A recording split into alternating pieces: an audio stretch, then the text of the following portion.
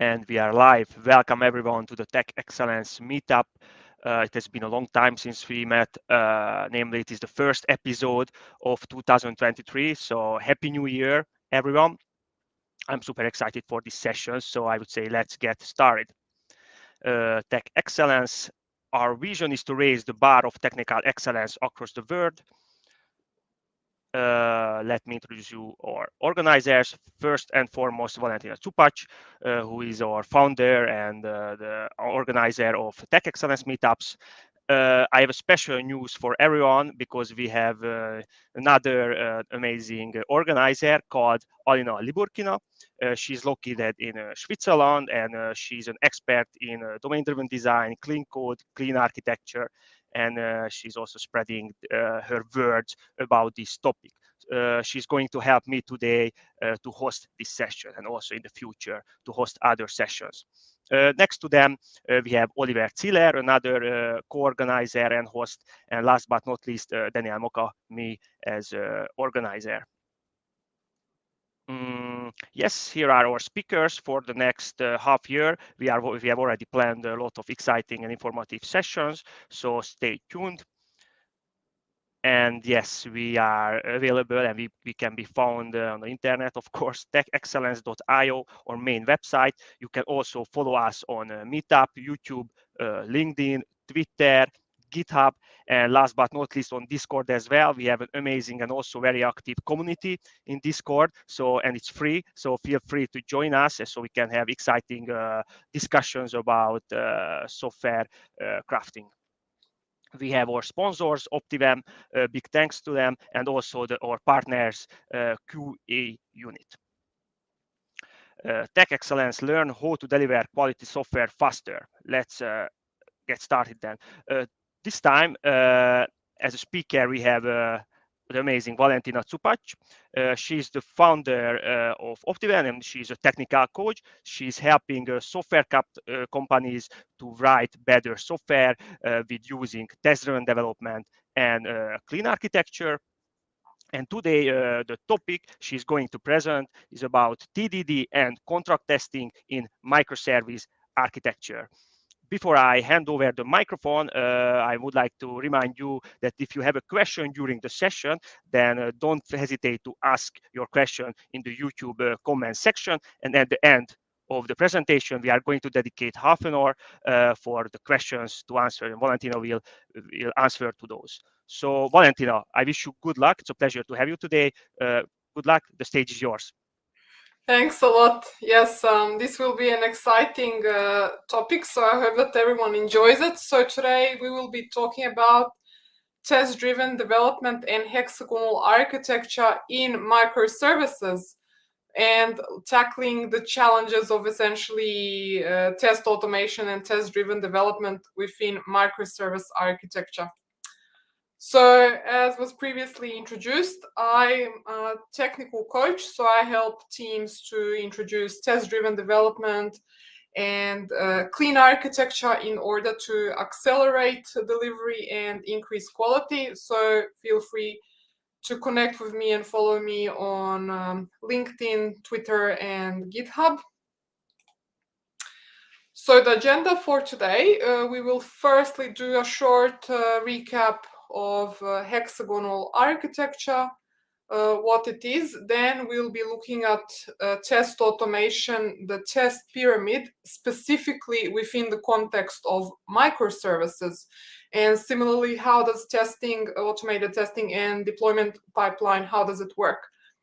Then we will be looking at the different types of tests, including end-to-end tests, which test the system at the broadest level, versus component testing, so testing the microservices, then zooming into integration testing and unit testing. So this is related to the test pyramid, specifically within the context of microservices, and trying to clarify misconceptions about terminology as well.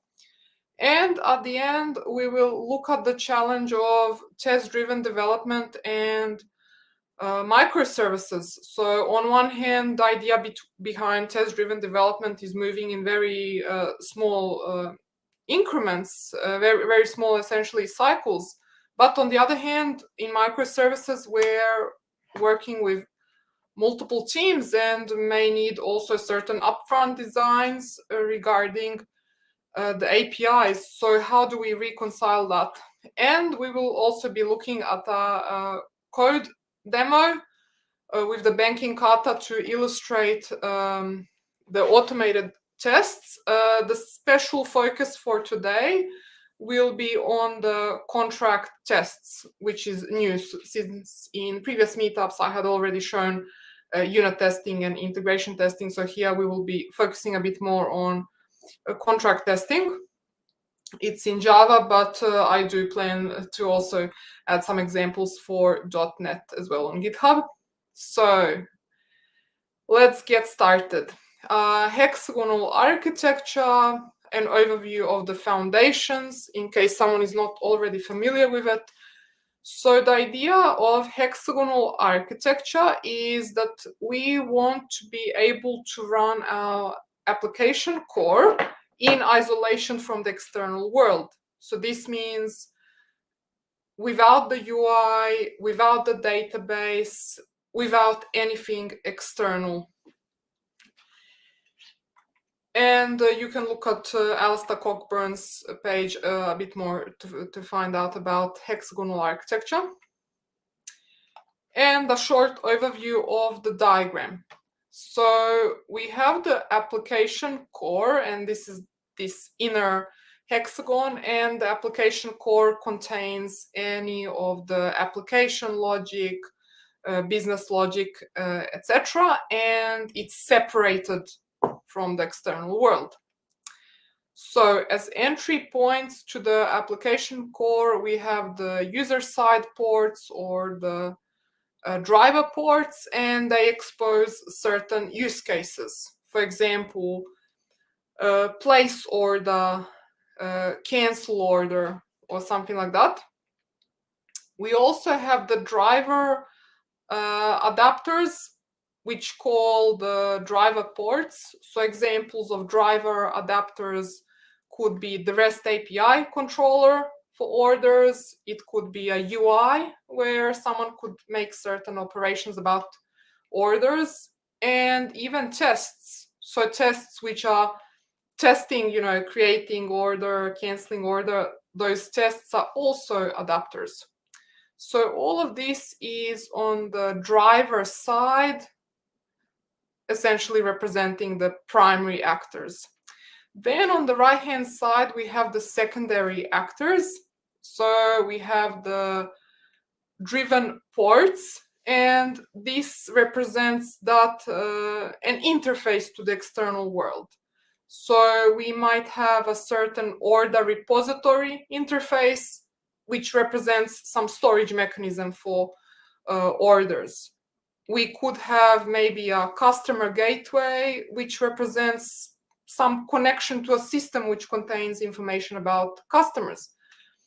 We could also have anything else which is related either to I/O or anything that's non-deterministic, essentially, on this right-hand side. So we have the driven ports, and we have the driven adapters, which actually implemented in a technology-specific way. So we will have an implementation of the order repository, for example, using MySQL or PostgreSQL, or perhaps using the file system. We'll have an implementation of some external customer third-party system, whereby maybe we are connecting with a REST API or SOAP or any other mechanism. And to learn more about these foundations, I recommend that you watch the previous meetups.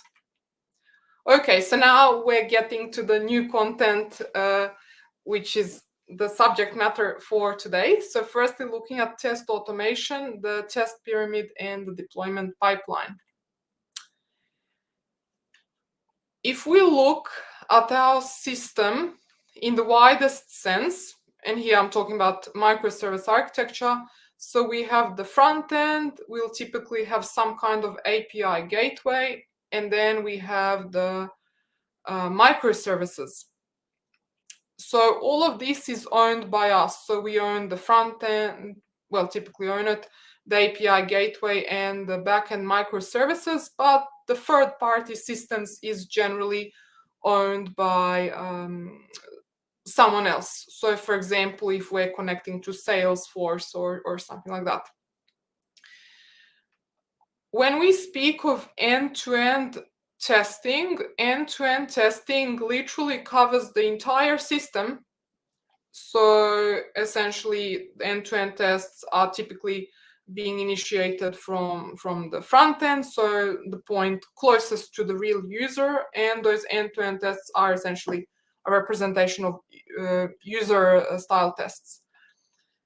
But when we look at the backend and specifically a microservice, we have these different types of tests.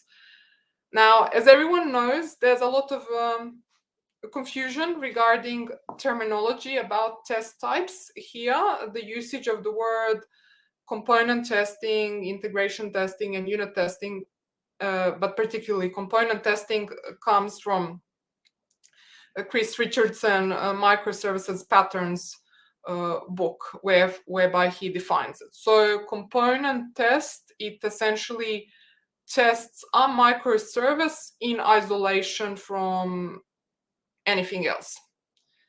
Whereas integration testing and unit testing, as you can see the hexagonal shape, are referring to parts of the within hexagonal architecture which are being tested. In any case, we will go into this in more detail, but this diagram just shows like what's the extent of the tests.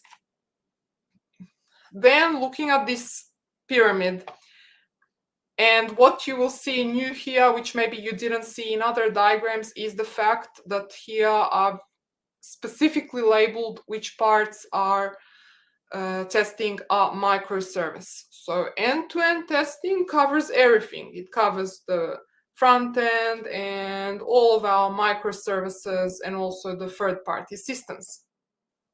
But for each microservice, we do component testing, integration testing, and unit testing. And as we can see here, majority of a microservice test would be unit testing, integration testing would be a smaller amount, and component testing would be the smallest percentage of tests. And this is also related to speed. So unit tests are drastically the fastest, whereas component tests are essentially the slowest out of these. And of course, end-to-end tests are the slowest out of everything. And we can see the difference in scope. So essentially the end-to-end tests are covering the entire system, whereas component testing covers just, well, the whole one microservice. And then integration testing covers the outer part of hexagonal architecture, so the outer hexagon, whereas the unit testing covers the inner hexagon. And this is important because this affects the deployment pipeline. So here we can see the view of a deployment pipeline for one microservice.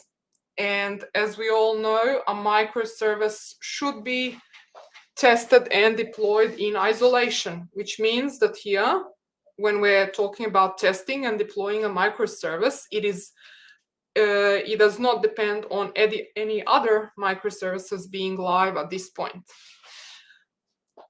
During the regular developer work, developers are typically executing unit tests, and hopefully if someone is using test-driven development, they are very frequently running unit tests as part of the TDD cycle.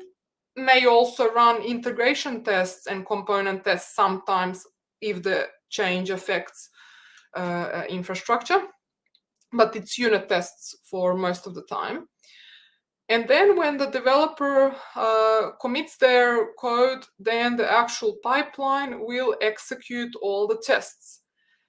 Notice how the pipeline firstly executes the fastest running tests, so the unit tests, followed by integration tests, component tests, and if all of that passes, then it's possible to deploy the actual microservice. As you can see here, end-to-end tests are not in a microservice pipeline because they span multiple microservices. So this is important to note that this is for a single microservice. I did write also a disclaimer here below whether or not it directly gets deployed to production or whether it gets deployed on a staging environment and then is, let's say, manually tested before someone approves for it to go to production. That is out of scope of this presentation, but just it's a disclaimer here. And here we can see essentially the feedback speed. So unit tests locally, they give us the fastest speed, the fastest feedback. And as we go to the right-hand side, we essentially get to the slowest feedback. And the whole point of this is that developers can get fastest feedback throughout their work cycle, and then they can work more productively.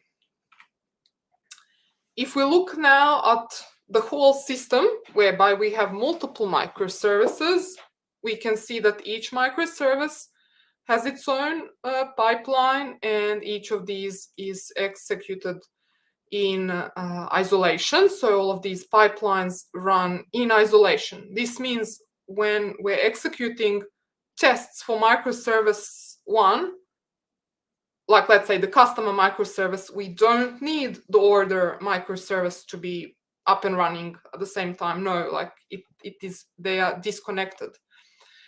Then we have end-to-end tests. They should be on a separate pipeline because they do need essentially, all the microservices to be up and running and also need the front end. And these are, as you can see, on a completely separate pipeline to the above. Let's now zoom into end-to-end tests. So they enable us to verify they are the highest level, widest scope tests that exist because they verify the entire system connected together. So we have the real front end, real API gateway, the microservices, the clock, and the third-party systems. And with these end-to-end tests, we can automate the user journey, the end user journey. So it's something, instead of doing a certain happy path test manually, we automate it. So these kind of tests, they do have the highest realism, especially when we look at Selenium or Cypress tests, where they are essentially imitating the real user. But the problem with them is they are slow to write and to run. They are brittle and expensive to maintain. So that's the trade-off. And this is the reason why we should write very few end-to-end tests. So typically covering maybe just the most important happy paths, like essentially what is the highest value end user journey. And we do not want to go much further than that. We don't want to cover all kinds of alternative scenarios or error cases in end-to-end. That would be too expensive to maintain. And when we look at the architecture of the system and how it relates to end-to-end testing, so we have the primary actors, so human users who may be using our system via the UI.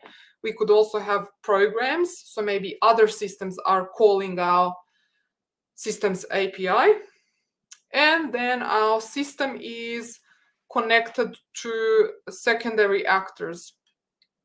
It could be third-party systems, so for example, for payments PayPal's or sales and CRM, Salesforce, ERP, any of those external systems. But also sources of non-determinism. So our system is connected to the system clock and also any random number generators. So in this way, we're isolating our system away from anything that's external to the system. And end-to-end test spans essentially the whole system. Now, whether or not it always uses the real third-party systems, or maybe it uses their special test version, or in certain cases it can be stopped. That's yet another story, but thinking about it in simple ways, it simply covers the whole system. Then when we zoom in, we can see that our system consists of typically front end, an API gateway, and some microservices, and the microservices communicate with each other, and there could also be message brokers. Okay, so all of that is essentially details within our system. And that's it for end-to-end. Let's now zoom into testing one individual microservice. That's the part where perhaps there does not exist a global definition of how do we refer to it. Maybe there could be different ways of referring it. I am using the terminology component testing, referring to testing a microservice, which comes from Chris Richardson Microservice Patterns book. So component tests, they enable us to verify microservice behavior through the API, and we stub out any other dependencies. So this microservice will be tested in isolation from others. These tests do have quite a high level of realism as well. Okay, less realism than end-to-end tests, but still there's a high level of realism. They are testing the microservice from the perspective of the microservice consumer, but these tests will also be the slowest executing types of tests at the microservice level because they are testing the entire microservice. And that's why we will also have a relatively small number of them. So the question is, how exactly do we test a microservice as a component test? One way, and this unfortunately happens to be the way that many developers might currently be doing it, even though it's not the right practice, which is they testing a microservice, and the microservice is connected to real instances of other microservices or other third-party systems. So imagine if I'm testing the Orda microservice and it's connected to the real customer service and the real Salesforce. This is a problem. This is not a proper component test because we're actually testing a microservice with all of its transitive dependencies. The correct way to do it is that the microservice should be tested in isolation, which means we stub out any of these dependencies. So we need to stub out, if we're testing the order microservice, then we have to stub out the customer microservice, stub out Salesforce, and then our microservice test runs even though none of these others are available. So that's the best practice way to do it. And this is exactly what I mentioned a minute ago. So when we're testing one microservice in isolation, we want to stub out any other microservices or third-party services. But what happens with infrastructure? So, for example, databases and messaging. Well, here again, there are two different approaches to component testing. There's the in-process variant and the out-of-process variant. So the in-process variant uses in-memory infrastructure services. So we could use an in-memory database like H2 or in-memory messaging stubs like eventuate trem, or we could use out-of-process component testing, whereby we are actually using the real database and the real messaging. So both of those variants exist. And here we can see in a diagrammatic way where does component testing fit in within hexagonal architecture. So here we can see our driver adapters, which are generally, for example, the REST API controller exposed by the microservice. So the component test is targeting the REST API controller. And we can see here that our driver adapters, they might be either using real adapters or stub adapters, depending on whether we are using the in-process or out-of-process variant for testing. Okay, now we go on to integration testing. So now we're looking inside the microservice, looking at hexagonal architecture and focusing on the adapters. So the purpose of integration testing is to verify integration with infrastructure. And when we say integration, we are interested in how we're integrating with other microservices, but also integration with, for example, system clock, and integration with databases. So the intention behind integration testing is to verify that our adapters are properly connected, properly doing translations to the external world.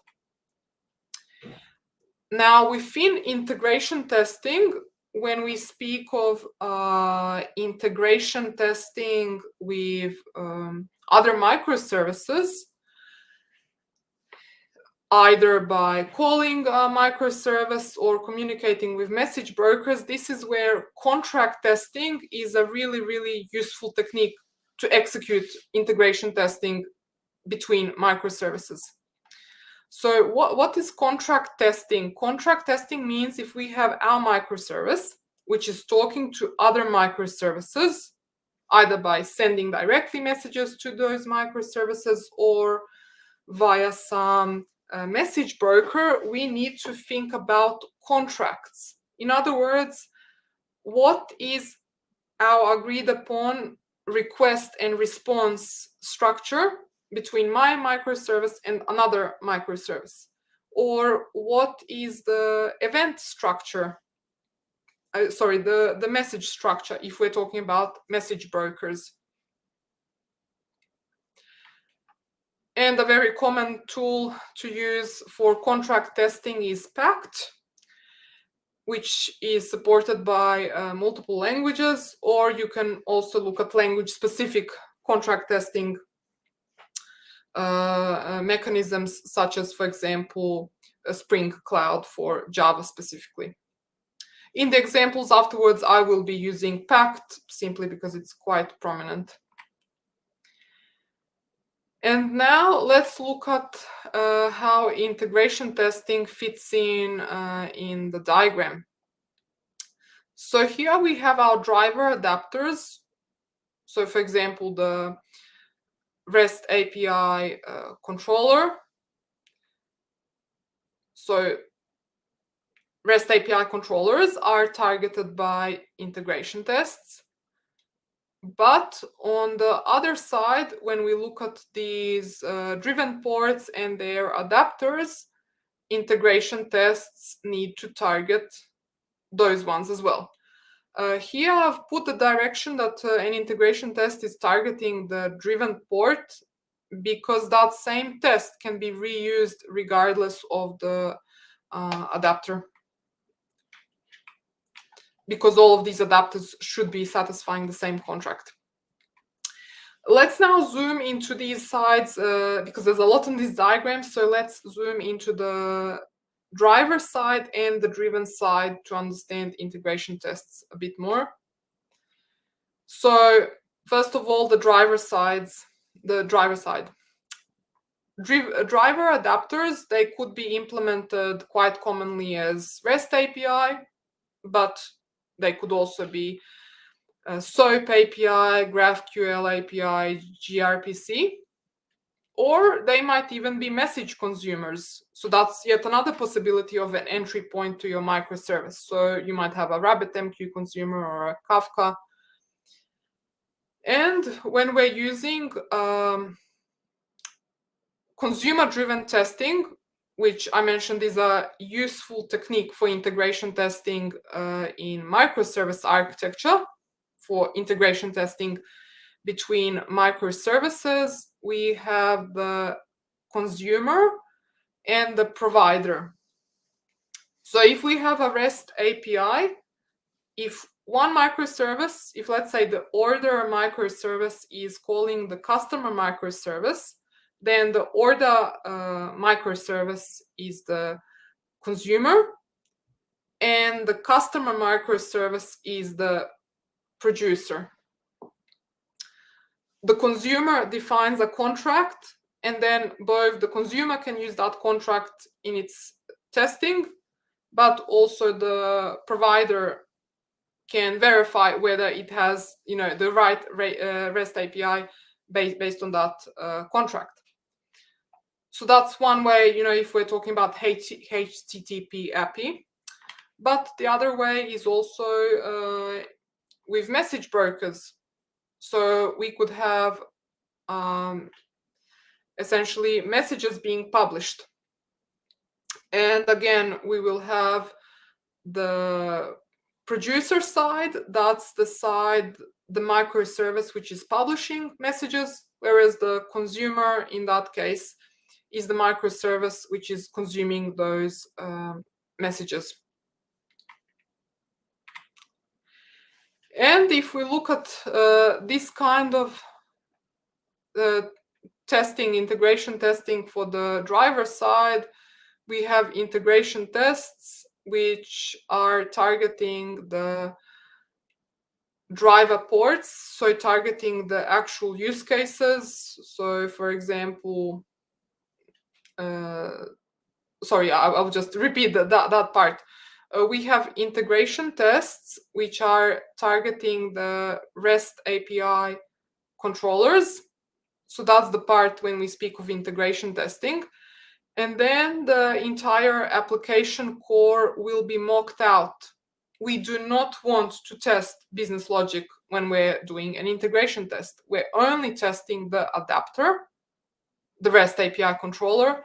So we mock out the application core. This means if you have order service, customer service, or you have like place order, use case handler, etc., all of them will be mocked out. So we avoid business logic here in the test.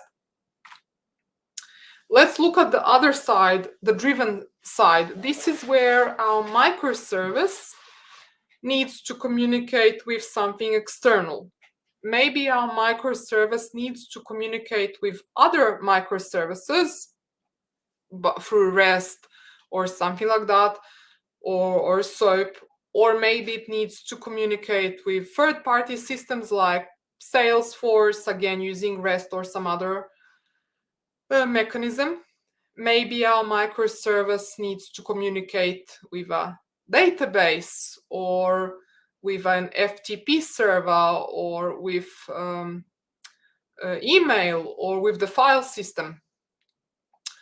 Maybe our microservice needs to publish messages to RabbitMQ or Kafka.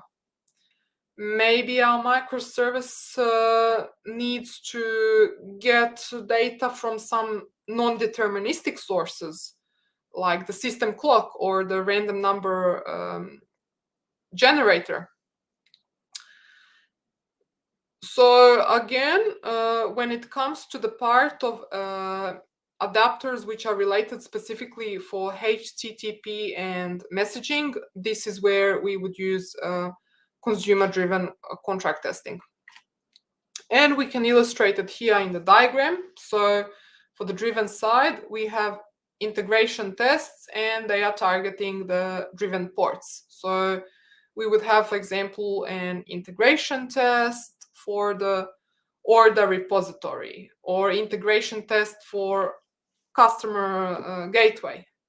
And then these integration tests could be run against both the real implementation of the adapter and also the test double, for example, like fake implementation of the adapter. And then we come finally to unit testing.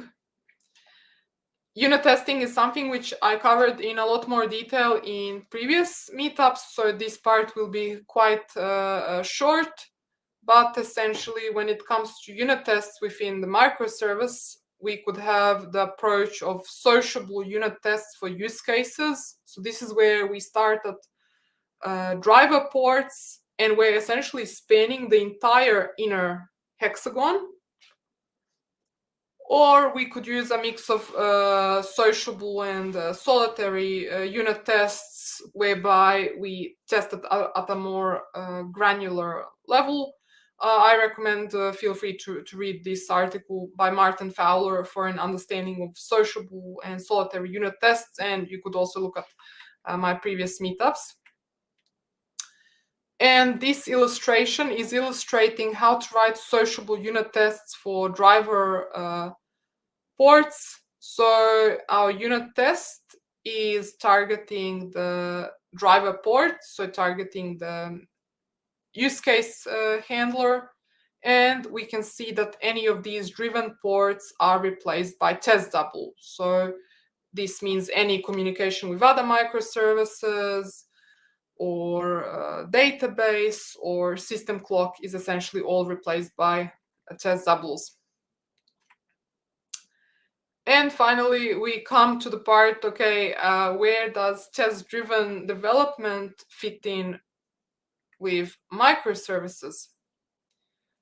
How do we use both incrementalism, but also a degree of upfront design due to multiple teams being involved? So first of all, we start at the use case at the highest level. So what's the user journey through our system, and also which third-party systems are involved? So firstly, we think about the use case. For example, the use case of placing an order, which could mean that the user needs to search for some products, specify quantities, and then click on button place order. So that's the use case at the highest level. The system here is a black box. We don't think about front end or back end at this point, but just the system as a black box. Then we zoom in and we do a use case decomposition, whereby we start looking at how do we distribute, how do we decompose this use case across the front end and across the back end. And when we look at the back end, then we have multiple microservices, and each microservice is responsible for a certain part of business functionality. How do we then split the behavior of the use case across those different microservices? So then here in this example, okay, we're tracing that, for this use case, the user is calling the front end, which is calling the API gateway, and we need to implement some functionality, different functionality on the different microservices. And as part of this use case, the microservices are communicating with each other, as shown in yellow, in some kind of way. And there's also some third-party system like Salesforce involved here as well. And this is this high-level decomposition, which should be done among different teams, because as you can see, it involves the entire system. Then we zoom in into a more granular way, which is now that we've identified which communication points are involved, to then focus on defining the contract. So there needs to be some kind of agreement between front-end team and the API gateway team. What is the, for example, what are the REST API endpoints which will be exposed by the API gateway? Similarly, the team for microservice 1, which is communicating with the team owning microservice 2, they need to agree upon their contract. And if there's also any messaging involved between microservices using, let's say, RabbitMQ or Kafka, again, need to agree upon the message structure.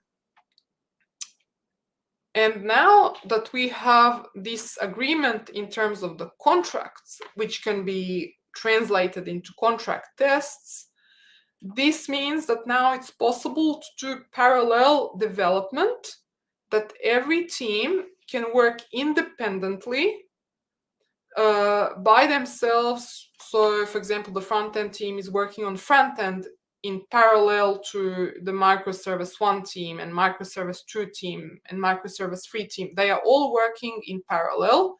They do not depend, they are not dependent or blocked by any of the other teams because they are constrained by the contracts. So each microservice essentially is aware of what are the expected contracts between it and the other microservices. And this means the team for front end, they can apply TDD, work fully, incrementally.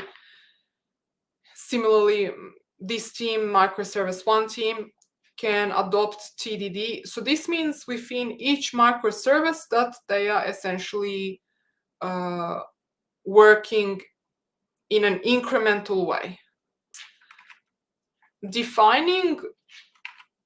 Decomposing the use case is a somewhat upfront activity. Defining these contracts is also an upfront activity. But the actual development within each microservice and within front end can be an incremental activity if we're using, for example, an approach like test-driven development. And now we come to the fun part, the code demo. And as I mentioned before, a very special focus here will be on the contract tests. Now, for viewing these, the bank Kata, you can view it via GitHub. So there's both Java and .NET version, and you're also welcome to contribute and to provide any feedback. So now I will proceed to share my screen. So this is the code base. Now, just to distinguish the different modules. So in the hexagonal architecture, we have the application core, and that's this module here. And as we can see, we have the internal implementation inside the application core, and we also have the driver and the driven ports. And then we also have the adapters. Here I decided to split the adapters at a fine-grained level, but you could have also had one module called adapters, depending on preference. And if you look at the README, there are also instructions for how to run unit tests and the other kind of tests. So for example, we can run unit tests, which are for the application core in this way, but you can also run the integration tests later for the adapters. So let's zoom in. We would firstly like to see the integration tests for the REST API. So that's the driver side. Now here we have the bank account controller, and we also have the consumer test, and I'm also going to show the provider contract test. So the sequence is as follows. We firstly think about things from the banking consumer side. So someone is consuming our banking microservice, and this consumer needs to write a contract test. And let's give just one example of a contract test. So this is about defining a contract for the case whereby we are retrieving some existing account, given some account number. So what we do here is we're building up essentially the body, and we are specifying that given the scenario that a certain bank account with some ID exists, that then when the consumer calls this path to get the bank account with the HTTP GET, that we will be returning OK, and that we will be returning this body. So we can see essentially there's a certain situation, and we're specifying what's the status code that we're returning and what's the body that we're returning. We also have another scenario whereby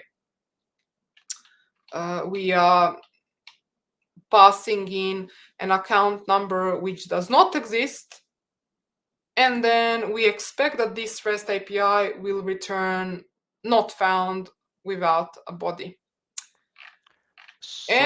Sorry to interrupt, Valentina. Maybe can you please increase the font size just a bit? I get a comment from YouTube that maybe increasing a bit. Okay. Please, thank you. Let's see. Thanks a lot for that.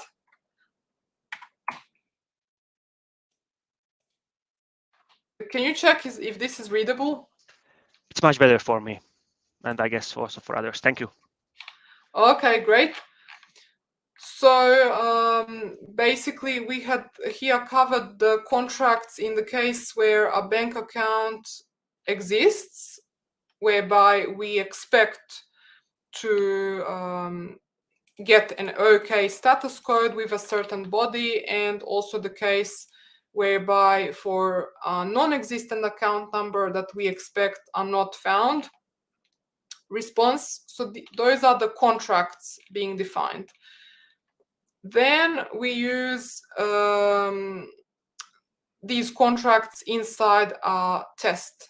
So here we are creating a client to the banking microservice, and when we pass in, for example, a non-existent account number, that then we expect that the response is empty from the client, but that if the banking account exists, that then we expect that as part of our response that we are getting a response with this kind of values. Now, important point to see here is when we're creating a client towards the banking microservice, that we are doing it with the mock server. Now, this mock server is a consequence of using Pact. So as we can see, the mock server, it has its own URL, and then we essentially pass that URL to our banking client. So this means that this banking client, so the client that's communicating with the banking microservice, it is not a real, it is not talking to the real banking microservice, but rather to a mock server, which is serving the a simulated banking microservice, which we've already predetermined requests and responses. So this is done by the consumer of the banking microservice. Then we move on to the provider side. The provider side is much simpler. Okay, well, first of all, the provider does need to have access to the contract test. This is how it's done manually, but the better way is using a packed broker. And here, what's happening is that we are testing the scenario, let's say, that a certain bank account exists. And what we're doing here is, if you remember, when we're testing our REST API, we want to mock out the entire application core. Here, I'm using a command dispatcher pattern for the use case handlers. It's something that maybe you should view at previous meetups. But anyway, this is the mechanism that we are essentially mocking out the application core, that the application core is given a certain request, returning a certain response, or throwing some exception. And then what we're really interested in is verifying that given some behavior of the application core, that the REST API controller is behaving in the correct way. Now, these segments that you see here, these are not test methods. This is actually state setup. So if we go back to our consumer test, here we can see that the consumer defined certain situations. So the situation that a bank account with specified ID does not exist, or the situation that a bank account with a certain ID already does exist. And the provider is required to actually do setup work in order to simulate those states. And the application core is mocked out in order to produce these states. So as we can see, the provider side is much less work. And here we can also see the actual resulting bank account controller, which has these regular REST API methods. So that was the part of the driver side and how we use contract testing for our banking microservice. Let's look now at the driven side, whereby our banking microservice is communicating with another microservice that's called the customer microservice. Here I did put it all as part of the same project because it was easier for demo. In practice, this would be on a completely separate repository, but here it is for simplicity. So what's happening is, let's look at our driven ports. So we have a certain driven port called the customer gateway. Here it's an interface, and we're interested in whether a certain customer is blacklisted or not, because if they're blacklisted, then we don't want to open up a bank account for them. Now, behind the scenes, in reality, this customer gateway means that our banking microservice is communicating with a customer microservice, and that customer microservice knows whether or not a customer is blacklisted or not. Now, in the application core, we do not know about any of these externals, so this is why this is modeled as an interface, the customer gateway interface. We also have certain tests for the customer gateway interface. So the case where the customer is blacklisted, then essentially the gateway should return that they are blacklisted, and also the case when the user is whitelisted, then blacklisted is false, and the case also if a user is not existent. So here we are able to specify these tests based on the customer gateway interface. This test actually does not know about which implementation or whether this is real or not, because it's the same test that will be used. And now I will open up the fake and the real implementations and their tests. So the real implementation is, we will be using packed consumer test. So here we are specifying the situation for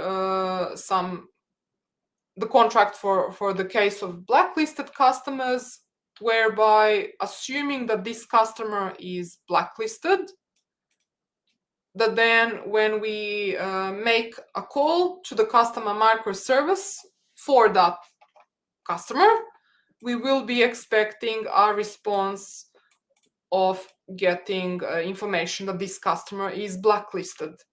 Similarly, if we have the case of another customer who is whitelisted, then we will be expecting in our response to get data back that this customer is whitelisted.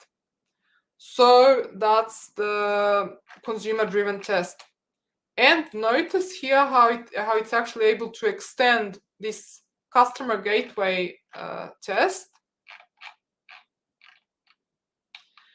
So here I make just the packed tests called the underlying test methods.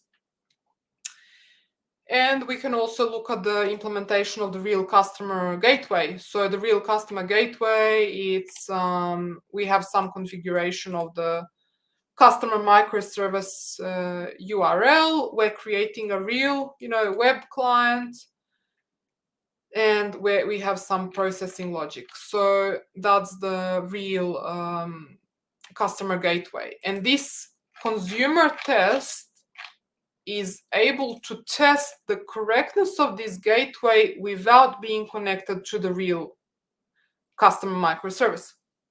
We also have a fake implementation. So as I mentioned, going back to the test, we had seen the real customer gateway consumer test, which is the one that calls the real adapter, which has the HTTP client, but we can also look at the fake.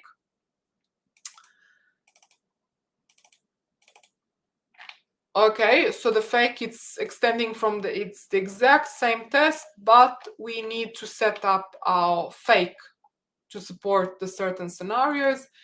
And our fake here is very simple. So it's just like a hash map containing the national identity numbers and a Boolean representing whether or not it's blacklisted.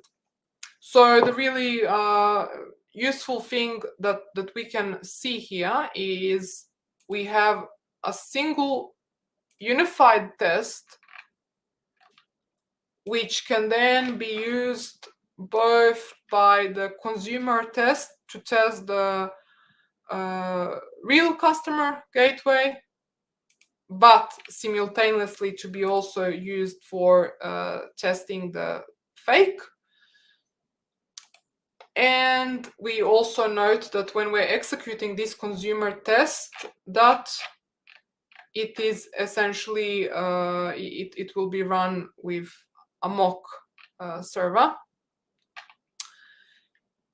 And finally, the actual microservice team needs to implement the real, the customer microservice team does need to implement the real REST API. So they will be using this same contract that we defined here.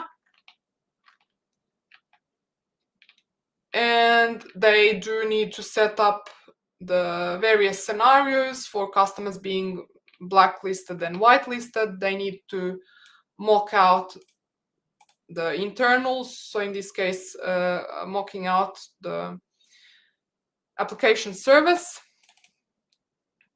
And here is also the REST API, which is produced by the customer microservice team.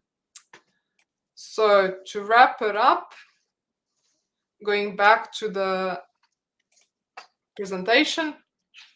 So we had essentially now seen what the Java module architecture structure looks like in the case of microservices and hexagonal architecture, and we had really zoomed into integration testing with contract testing for both the driver and the driven adapters. And to summarize, what are the benefits of everything that we had seen up to now? So the benefit of hexagonal architecture is that we can develop and test our application in isolation from any external concerns. Microservice architecture helps us work with large and complex applications whereby we have multiple teams, and the system can be split up by business capabilities, whereby one team is responsible for owning a business capability. We are able to achieve independent deployability and independent testability through these microservices, because each microservice has its own unit tests, integration tests, and component tests, which are executed on the pipeline for that microservice in isolation from all other microservices. So there are no dependencies in that way on other teams. And in addition to that, we have a separate pipeline which runs the end-to-end tests, the slow running user journey tests, which span the whole system. So the benefits of all the above is that we get really high testability, and we help to increase developer productivity and reduce maintenance costs, so overall resulting in a higher return on investment. For further references, you can read more about hexagonal architecture from these sources, as well as microservices from Chris Richardson. I really recommend his book, especially the description regarding the approach to test automation in the case of microservices and ensuring that microservices are tested in isolation. So I just want to say thanks a lot, everyone, for your attendance today, and I will be really looking forward to the questions. I also want to say feel free to connect or follow me on LinkedIn, Twitter, GitHub, and Instagram. So that's all for now. I'm really looking forward to the questions. Thank you very much, Valentina. It was a blast to listen to your presentation. It was very informative. I think we all learned a lot. Personally, I'm also a big fan of hexagonal architecture because we can clearly define the endpoints to our application core, namely where the heart of our software lives, and we can write tests against those endpoints, and which result in a robust test targeting the behaviors, which can avoid refactoring. So great job. We like that. We have plenty of questions, so I would say let's get it on. Let's get started with them. Let me start with the first one. I put it on the screen. It is from Anul Rivas. I hope I pronounce it properly. If not, sorry for that. From Anul. Do you test your front end together with your microservice as part of your deployment pipeline? So that's the question from. Okay, that's an excellent question. And here I'd like to go back to the presentation and clarify that part, because it is quite important, and that's where there are often misconceptions. Mm-hmm. So it's important here to distinguish between the pipelines for each microservice in isolation And one part which I didn't draw in this slide but should be here is also a pipeline for front end, because the front end should be tested in isolation from the back end by essentially having a mock for the backend API. So there should be another pipeline here, which is the front end pipeline to test the front end in isolation. And then we have the end-to-end pipeline, which tests everything, the front end and all the microservices together. So to answer this question, do you test your front end together with your microservices? The only place where front end and microservices are tested all together in terms of real instances is only in the part for end-to-end testing. Great, thanks a lot. We have an answer also from Wilcam. Let me show what he answered to the same question. He said, I recommend contract testing between front and back ends. What is your take? Oh, this is excellent. That's a really important point. So even though during the code demo, I was mainly focused on showing contract testing being used between microservices, in the more generic sense, it can be used between any consumer and producer provider. So the front end is the consumer of a certain REST API, and the backend, let's say the API gateway, is the provider of that REST API. So in that situation, the front end team would write a contract against the API gateway, which specifies essentially the expectations that front end has regarding the backend, regarding the API provided by the backend. And then that team, which is owning the API gateway, would be able to use that contract test to verify that the API gateway satisfies that contract. So this means when we speak of contract testing, we can use it, we should use it both between the front end and the back end, and also within the back end between the different microservices. Valentina, how do you proceed if there is no front-end team? Do you still use contract testing? Okay, I like that because the answer to that is not officially documented to the best of my knowledge, but in that case, what I do is, in the case where maybe the front-end team does not want to write a contract test, or a front-end team does not exist in your organization, that's even a possibility, but might be even in another one, then we as the backend team could also write a consumer test, how we think our API should be used, or what we verbally discussed with them. So we can actually also write the consumer contract test and then use that same one to verify whether we are satisfying it. Thanks, Valentina. That's a good question. Very great combo.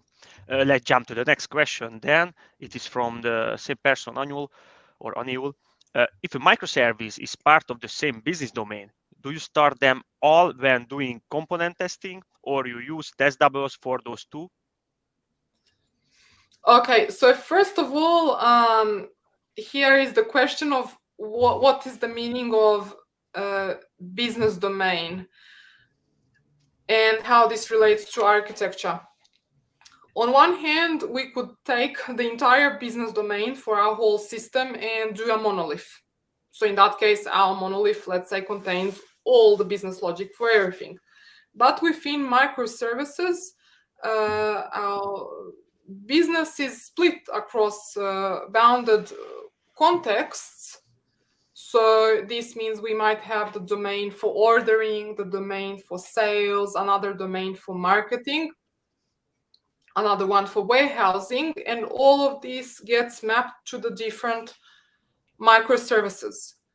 So when we speak about, let's say, the ordering, the domain, which is modeled within the ordering microservice, the component test for the ordering microservice is testing only the ordering microservice in isolation from any other microservices. So any other microservices are essentially stubbed out, and that's where Pact, used in contract testing, provides, for example, the mock server to be able to mock out any of those other dependent microservices. So to summarize, we test a microservice using a component test, and any dependencies on other microservices or third parties are stubbed out. Very good. Thank you very much. We have an answer from Wilcam, sort of related what you corresponds what you said. Let's see. He answered again. Do not couple microservices in the same test annual. That's the essence of microservice autonomy decoupling. Maybe do we have something here to add? Yes, that is actually the essential motivation behind this whole presentation. So let's start off with what's the problem that teams face, and then what's the solution. So the problem that teams face is many teams are using predominantly end-to-end testing. They are not testing microservices in isolation, but rather testing all the microservices, lumped together. So one test will be spanning the order microservice, the customer microservice, spanning PayPal, Salesforce, and like nearly everything else that exists. In that case, it's an end-to-end test, which is essentially spanning all the connected microservices. The problem with that is those end-to-end tests are expensive to write, expensive to maintain. They are very slow running. They provide us with slow feedback. They are fragile. They break. So they are of very limited value to developers. And this is actually the motivation for why we want to have minimal end-to-end testing, but more testing on testing microservices in isolation. When we test microservices in isolation, when we look at component testing can span only, component testing for a microservice can only span that microservice. It cannot span other microservices. Similarly, integration tests and unit tests, they are targeting only for that one microservice. So this means that that's it. We achieve independent testability and deployability of the microservices. Excellent answer.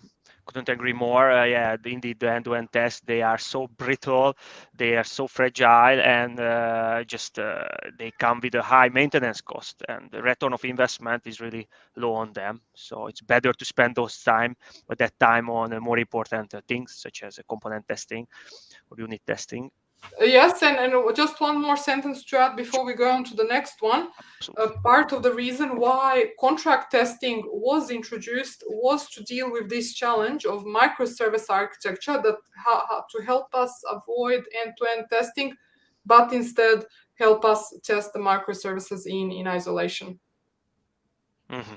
So hexagonal architecture is a solution to replace end-to-end testing, sort of course, or minimize it. Contract testing for microservices, yes, is a solution to minimize end-to-end testing. Now, inside the microservice, whether someone chooses to use hexagonal architecture or plain CRUD is a separate topic here. That one, it has more benefits. Okay, within the microservice, how do we handle unit tests? But that's yet another topic. So, poor knowledge. Thank you. Then let's go to the next question. The next one is from Andre Rodriguez.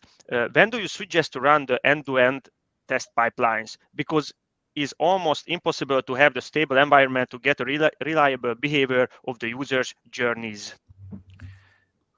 Okay, I like that there's multiple questions regarding where does end-to-end testing fit in with all of this. So, going back to this diagram, microservice pipelines, they will be essentially activated at every push. So at every push, the whole microservice pipeline is run. Similarly, when we have front end and the pipeline for front end, that one will also be activated on push. And these pipelines, they may complete in maybe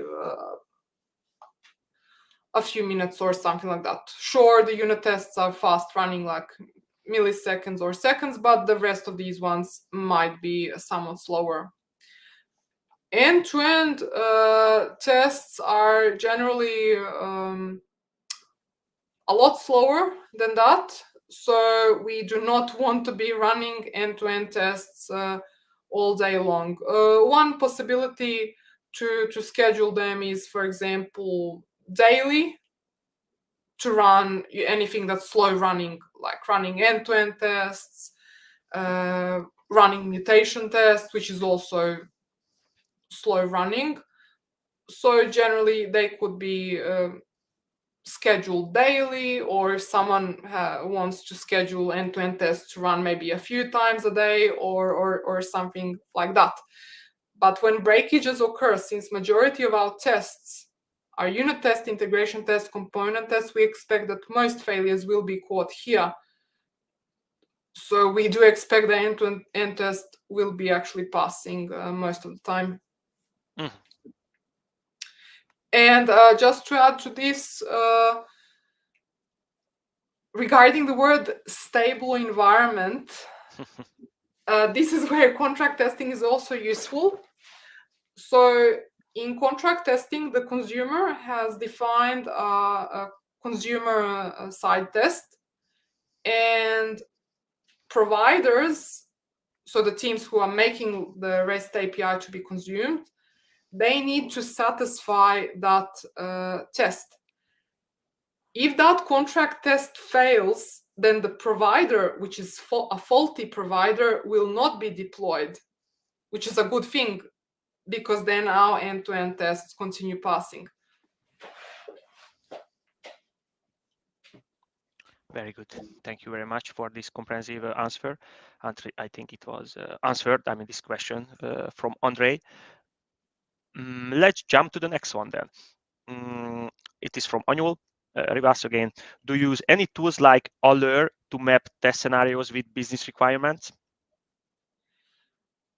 Okay, so the way that I do it, since I practice test-driven development, is starting off with understanding the overall use case.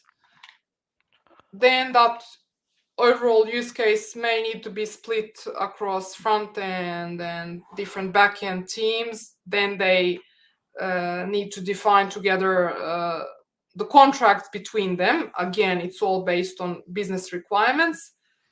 And then the fine-grained logic would needs to be implemented, for example, within each microservice. I do not use any special tools in terms of that mapping, but rather using mob programming, so team discussion. We are reading the requirement and then translating it into tests. So as I mentioned, contract tests are done somewhat upfront through inter-team communication. And then when we get to individual teams developing a microservice and we're doing mob programming, we would just be, looking at the business requirement and then going incrementally, business requirement, make a test, write code, etc., and going on to the next one. Perfect. Very good. Thanks a lot. We have another question from Manuel. He seemed to be super active here, and we love that. We appreciate that. So thanks a lot for your input. Let's jump to the next question of his. So I recently joined the company migrating from a monolith, and they have a lot of end-to-end tests. How to build confidence for a QA team that other test types provide the same value? I really like this question because this is probably the most common situation that I've seen in teams. Both teams that are working in monolith have this challenge, but also teams with microservices have this challenge, which is even worse when it's microservices and a lot of end-to-end. The reason is because there's a certain misconception. The way that many people approach quality is they think about quality as some gateway that comes at the end, so that essentially the QA team is the owner of quality, and in those teams essentially developers are not doing any tests at all. All the tests are done by the QA team, and the QA team who have automation test engineers are naturally going to be writing end-to-end tests only, which would be in, let's say, Cypress or Selenium or something else. Those tests are very slow running. Initially, those tests may take a few minutes to run, but as time passes, those tests can take hours to run, and if that continues, even days to run, as the QA automation engineers are essentially building up the test scenarios. So now we ask the question, when a developer makes a change and they want to know whether they introduced any regression bug, is it fine for them to wait minutes, but later hours or days to get that feedback? And then they make a fix, and then they have to wait again for hours or days to get feedback. Sure, the feedback comes eventually, but as we can see, developers get slower feedback. This means any fixes are slower, so there's more regression bugs that occur, and essentially we are prolonging the overall development time, because as we know, regression bugs are a big issue, and that's why we have tests. And here, when we have all of these end-to-end tests, solving regression bugs is very time intensive and unproductive. But if we move to the strategy of the test pyramid, which is the one that I referenced, and anyone can read Chris Richardson Microservices Patterns book to find out more. With that strategy, there are only a small number of end-to-end tests covering just the main happy paths. The majority of the tests, like over 90% of tests, are actually tests done at the microservice level, owned by the development team. And the question is why? Well, the developers then get very fast feedback. So with unit tests, they're getting feedback within milliseconds. With maybe integration tests or component tests, they are getting feedback within seconds. So this means that the developers have much higher assurance that the system is stable at all time. And when we look at the possibility to achieve continuous integration, which means that our system must be essentially stable and shippable at all time points, that all the tests are passing. When we're using the test pyramid, we know at every second that our system is in a stable state. A company using end-to-end testing, if the end-to-end tests take hours and later days, which is what happens in reality, then they also cannot achieve a continuous integration. So just to summarize, the economic cost, we have much lower maintenance cost if we follow the test pyramid, which means small number of end-to-end tests. But if we have lots of end-to-end tests, which is what many companies are doing, unfortunately, then it's much more expensive maintenance cost. Exactly. Yeah, the main problem with the QA teams that we need to wait for them, and it increases the lead time. And if the lead time increases, then then we cannot apply continuous delivery, as you said, so we can be less agile. So, and also another thing here, want to mention that pushing work to the QE team. Hey, let the QE team check out my code. That shows a lack of care from the developer side. And I think we as developer, we should care about the quality of the code we produce, not like, hey, pushing to the QA team and let them doing the checks. So yeah, exactly. And one more thing to add there is the diagnostic power, because this question is saying, okay, how do we build confidence that other test types provide the same value? Well, here I will give, aside from the whole maintenance cost argument before, related to it is the time to identify a bug and fix it. When an end-to-end test fails, you generally have to debug into it to try to find out what's the actual cause of failure.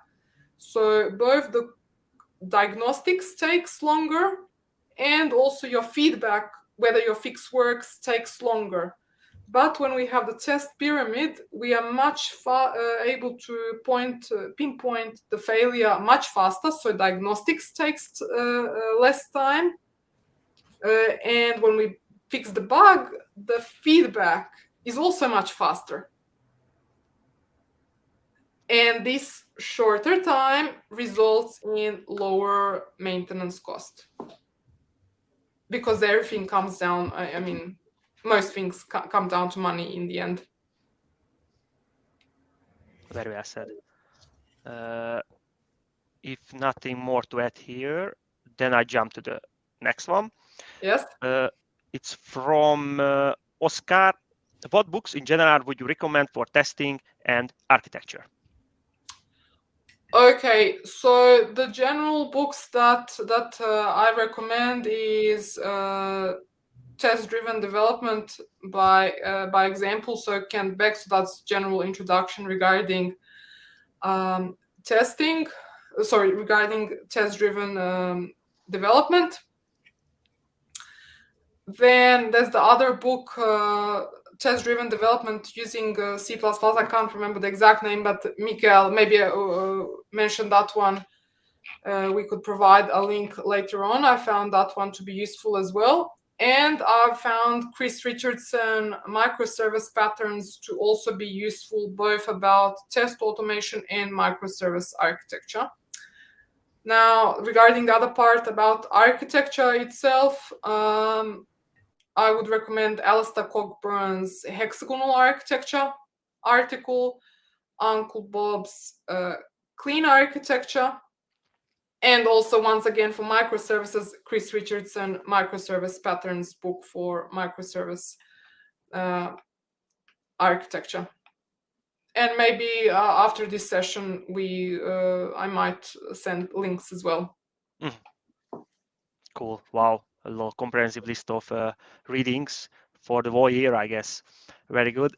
We had an answer here from Wolfgang, who is also a fan of us, sort of. He's always here, so thanks a lot for being here. So he said also the clean architecture, as you also mentioned, but also this software architecture, the hard parts by Neil Ford. So that's also good to mention that one as well. Here from our friend Oliver. Wolfgang Klinger in Clean Craftsmanship. Bob Martin goes into much more in detail on how he would test clean architecture actually. So I would add that one too. Here we have one comment I favorited it, but namely it's time to wrap it up. So I would say, what a pleasure. Thanks a lot for this session. I think we all learned a lot, Valentina. So thanks a lot. Excellent job. We all enjoyed. And of course, thanks a lot to Alina as well for co-hosting this session. And of course, the most important is to our audience. Thanks a lot for staying here. And I hope you enjoyed this session today. Yes, I really enjoyed the discussion. Thanks a lot, everyone, for all your really interesting questions. And I think that they really targeted common problems faced by various companies and teams. So we look forward to any further comments and feedback. Thanks again, everyone. Thank you, everyone. Thank you, Valentina. Thanks a lot. And again, don't forget to join to our community in Discord. It's free, and we are happy to welcome everyone to talk about software crafting. So thanks a lot again, everyone, and I wish you a great evening further. Bye-bye. Thank you.